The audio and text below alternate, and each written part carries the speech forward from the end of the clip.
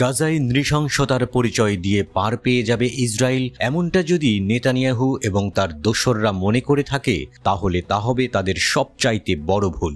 বলা হচ্ছে গাজা যুদ্ধের পর ইসরায়েলে ডার্ক ফিউচার অথবা অন্ধকার ভবিষ্যৎ অপেক্ষা করছে।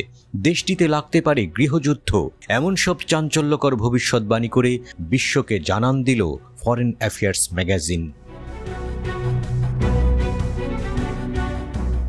সাম্প্রতিক এক বিশ্লেষণে ফরেন অ্যাফেয়ার্স ম্যাগাজিন গাজা যুদ্ধের পরিপ্রেক্ষিতে ইসরায়েলি শাসনের ভবিষ্যৎ নিয়ে একটি অন্ধকারাচ্ছন্ন ছবি এঁকেছে, যে ছবিতে ইসরায়েলের পতন ও দেশটির অভ্যন্তরীণ অস্থিতিশীলতা এবং অন্ধকার ভবিষ্যৎ নিয়ে ভবিষ্যৎবাণী করা হয়েছে।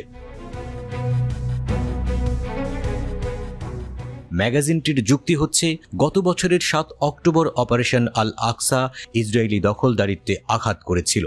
এই অপারেশন ইসরায়েলি সমাজের বিভাজনগুলোকে তুলে ধরেছে এবং দেশটির বিচার ব্যবস্থার জন্য ইসরায়েলি প্রধানমন্ত্রী বেঞ্জামিন নেতানিয়াহুর উপর চাপ আরও বেড়েছে।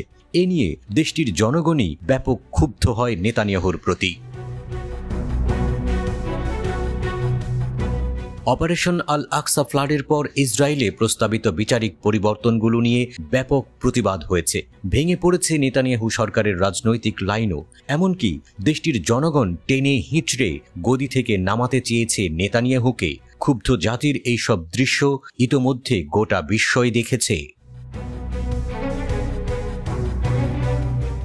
ফরেন অ্যাফেয়ার্সের মতে, গাজার সাথে চলমান সংঘর্ষ শুধুমাত্র ইসরায়েলের মধ্যে রাজনৈতিক এই বিভাজনকে আরও তীব্রতর করেছে।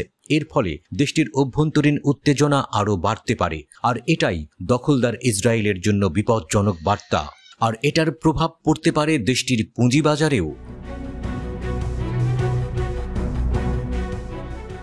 ফরেন অ্যাফেয়ার্স ম্যাগাজিন সতর্ক করে বলেছে, ইসরায়েলি দখলদারিত্ব একটি খণ্ড রাষ্ট্রে রূপান্তরিত হওয়ার দ্বার প্রান্তে থাকতে পারে, যেখানে অতি ডানপন্থী ধর্মীয় ও জাতীয়তাবাদী গোষ্ঠীগুলো, বিশেষ করে পশ্চিম তীরের জনবসতিগুলোতে তাদের নিজস্ব প্রকৃত শাসন প্রতিষ্ঠা করতে পারে।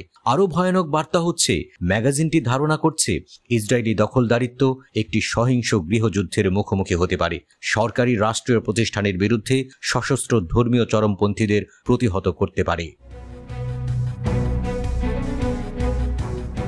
মোদ্দা কথা, এমন প্রতিযোগী নিরাপত্তা বাহিনীর উপস্থিতি এবং দুর্বল সংসদীয় তত্ত্বাবধান সামগ্রিকভাবে ইসরায়েলি নিরাপত্তা ব্যবস্থাকে ক্ষতিগ্রস্ত করবে বলে আশা করা হচ্ছে। আশঙ্কা করা হচ্ছে নেতানিয়াহুর শাসন কাঠামোরই পতন ঘটবে।